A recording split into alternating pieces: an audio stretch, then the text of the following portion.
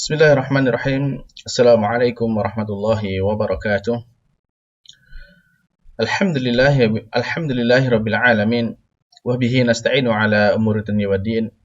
Wassalatu wassalamu ala asrafil anbiya wal mursalin. Nabiyina Muhammadin wa ala alihi wa ashabi ajma'in. Wa man tabi'ahum bi ihsanin ila yaumiddin amma ba'd.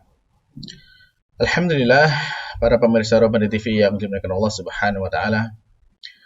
Kita tidak henti-hentinya mengaturkan syukur kepada Allah Subhanahu wa taala karena Allah juga tidak henti-hentinya mencurahkan segala karunia dan nikmatnya kepada kita. Sehingga kalau kita berhenti bersyukur, maka berarti kita tidak bisa beribadah dengan baik kepada Allah Subhanahu wa taala. Karena ada banyak hal yang belum kita syukuri kepada Allah Subhanahu wa taala. Bahkan ketika kita bersyukur sendiri pun itu rasanya masih belum cukup dengan banyaknya nikmat yang Allah berikan kepada kita. Sehingga Allah menyatakan kepada kita bahwasanya wa qalilun min ibadiyas syakur, dan amat sedikit di antara para hamba itu yang pandai bersyukur.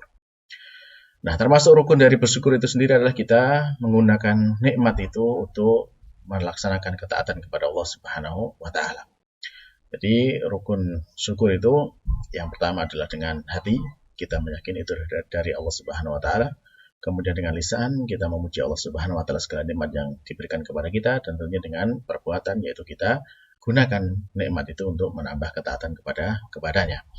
Maka di kesempatan kali ini mari kita bersyukur kepada Allah Subhanahu wa taala dengan memanfaatkan waktu untuk menambah ketaatan melalui belajar bersama tentang ilmu yang sangat manfaat, yaitu ilmu bahasa Arab ini.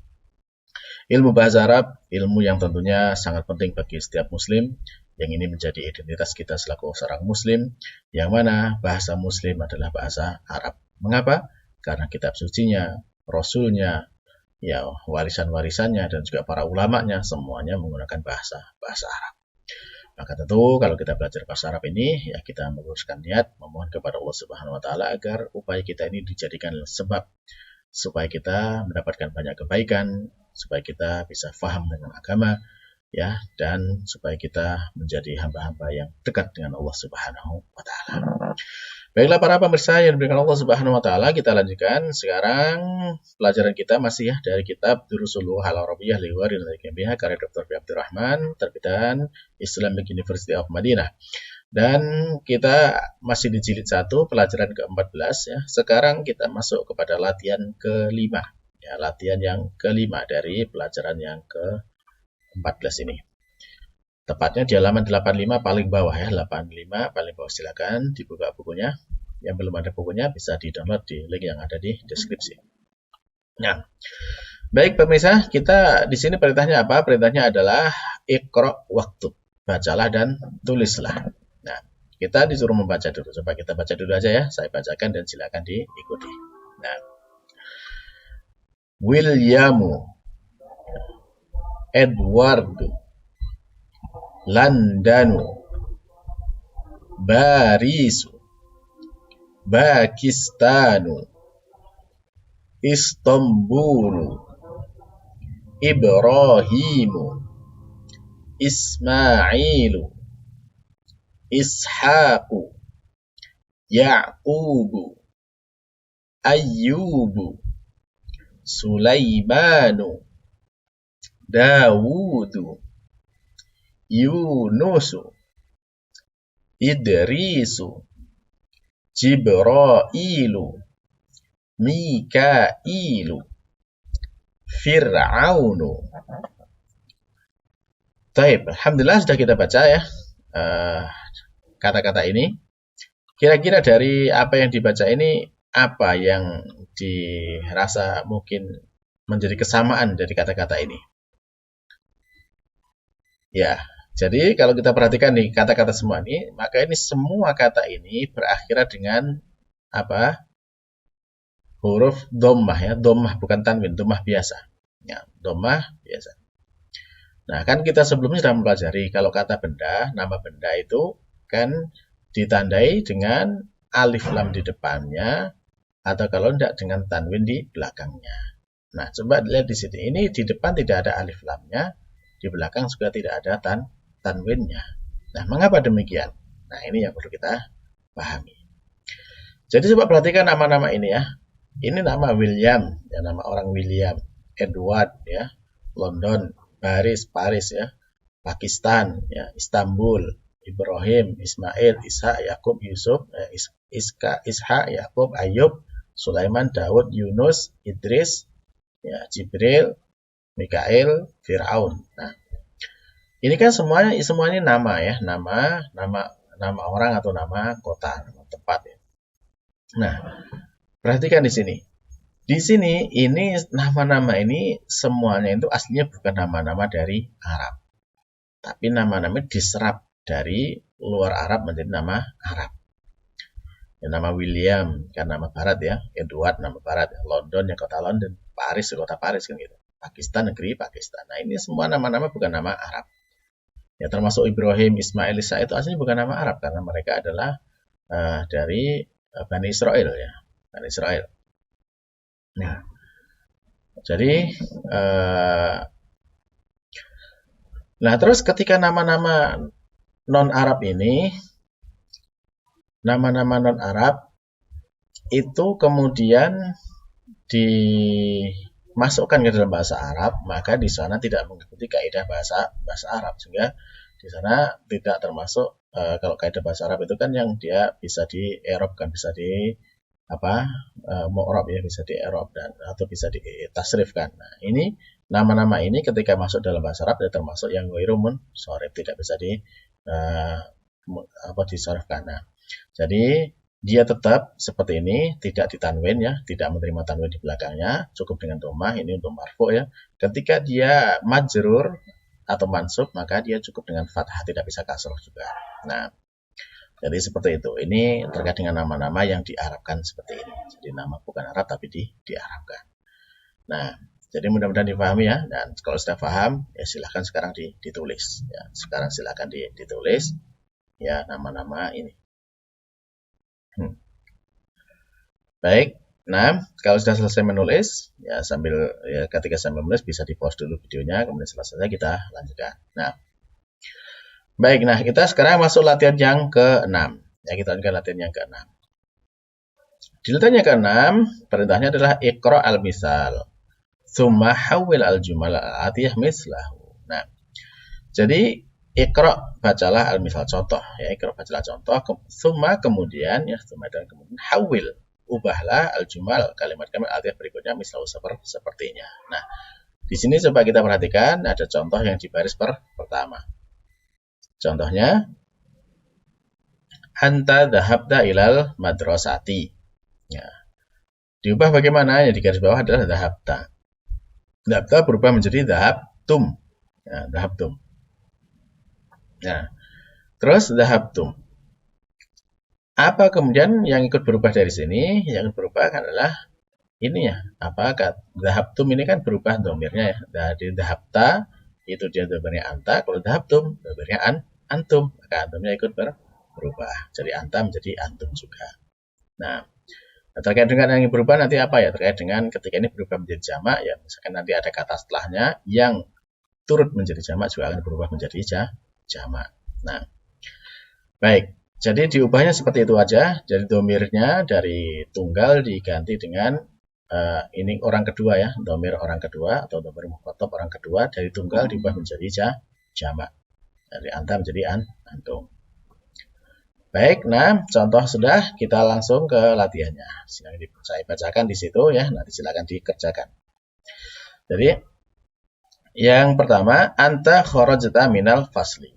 Kamu telah keluar dari kelas. Nah, ini silakan dirubah.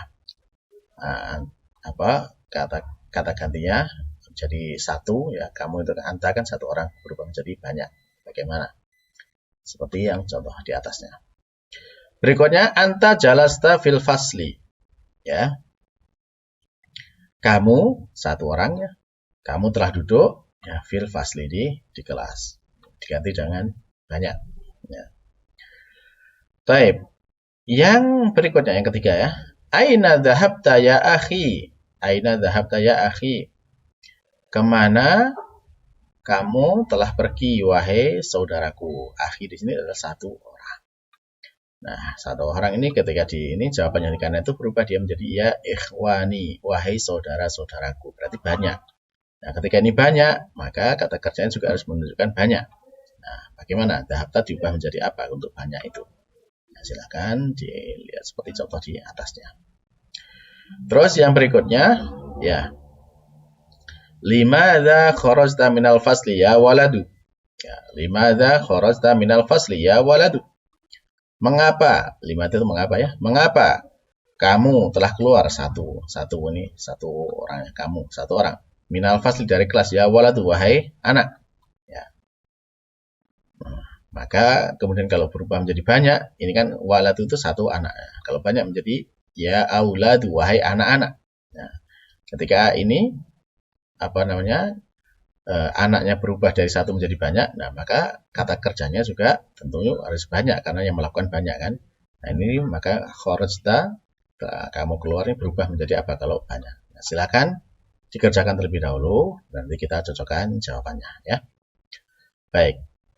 Nah, sambil mengerjakan di pause dulu ya, dikerjakan. Nah, setelah selesai kita lanjutkan. Baik. Tapi alhamdulillah kalau sudah selesai, berarti jawabannya kita cocokkan ya. Yang pertama, jadi anta kharajta minal fasli berubah menjadi antum kharajtum minal fasli. Nah, mudah ya.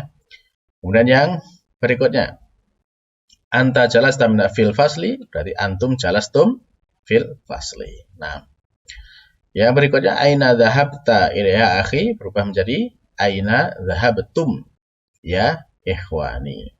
Nah, kemudian berikutnya limadza kharajta minal fasli ya waladu berubah menjadi limadza kharajtum ya limadza kharajtum minal fasli ya auladu. Nah, alhamdulillah ya, mudah kan? Baik, nah sekarang kita lanjutkan berikutnya. Terakhir ya, dari penutup pelajaran ke-14 ini biasa mu'alif memberikan al-kalimatul jadidatu, kata-kata yang baru. Baik. Yang pertama sih ada kata al-hafidu. Ya, al-hafidu. Ini adalah ibnul ibn. Ya.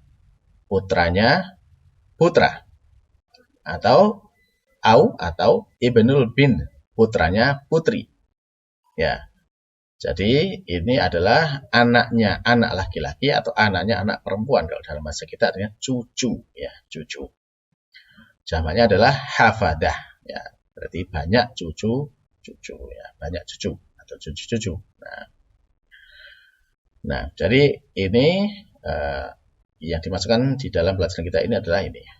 Dan dalam penggunaan bahasa Arab terkadang juga kata hafid ini juga hafid ya. Kalau hafid itu diartikan kadang juga digunakan untuk kata pelayan atau pembantu. Nah, ya, tapi kalau di sini hafidun ya hafadah itu menjadi cucu yang pasnya.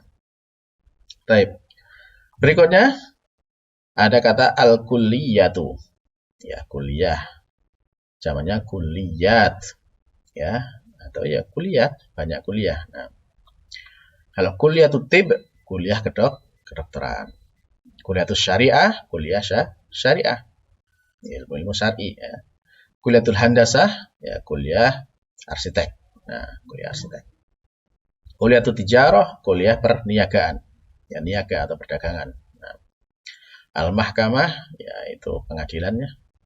Kemudian al-akh, saudara laki-laki, jamaknya jimil jamak ya ikhwah atau ikhwan. Nah, apa bedanya di sini ikhwah dan ikhwan? Ya, kalau ikhwah itu biasanya lebih dikhususkan kepada saudara yang kandungnya sebapak atau yang memiliki kerabat. Kalau ikhwan itu lebih umum, saudara muslim, semuslim. Nah, ini ikhwan. Nah. Baik, kemudian ada ahlan wa sahlan wa marhaban ya. Kalau dalam bahasa kita ya selamat datang, selamat bergabung dengan kita gitu ya. Nah. Baik, al-Yunan ya negeri Yunani. Nasroniyun agama Nasrani, jamaknya Nasoro, orang-orang Nasroniyun seorang Nasrani, Nasoro banyak orang Nasrani. Kemudian al-baladu ya negeri, biladun ya jamak dari negeri. Nah, alhamdulillah berarti dengan di sini kita sudah selesai dari pelajaran yang ke-14. Nah, mudah-mudahan dari sini bisa difahami tentang apa yang kita pelajari, dan kalau misalkan ada yang masih belum jelas ya silahkan bisa ditanyakan melalui grup WhatsApp yang ada di deskripsi ya. Link grupnya ada di deskripsi. Silakan ditanyakan di sana. Baiklah para pemirsa yang dimuliakan Allah Subhanahu wa taala, berarti kita selesai pelajaran ke-14. Semoga sampai di sini kita semakin mendapatkan pemahaman, mendapatkan tambahan ilmu tentang bahasa Arab ini dan menjadikan kita bisa tambah memahami nas-nas ya baik dari Quran maupun dari hadis yang sudah terkait dengan yang sudah kita pelajari, kosakatanya maupun susunan kalimatnya ataupun susunan katanya. Mudah-mudahan dari situ kita menjadi paham mengapa kok demikian. Baiklah para pemirsa, ya cukup sekian dulu apa yang kita pelajari dan kita memohon kepada Allah Subhanahu wa taala agar senantiasa kita diberikan kemudahan, keistiqomahan dan kelancaran serta pemahaman ya, dan tambahan ilmu dari apa yang telah kita pelajari. Kita akhiri dengan doa kafaratul majelis. Subhanakallahumma rabbana wa bihamdika asyhadu an la ilaha illa anta astaghfiruka wa atubu ilaik. Wassalamualaikum warahmatullahi wabarakatuh.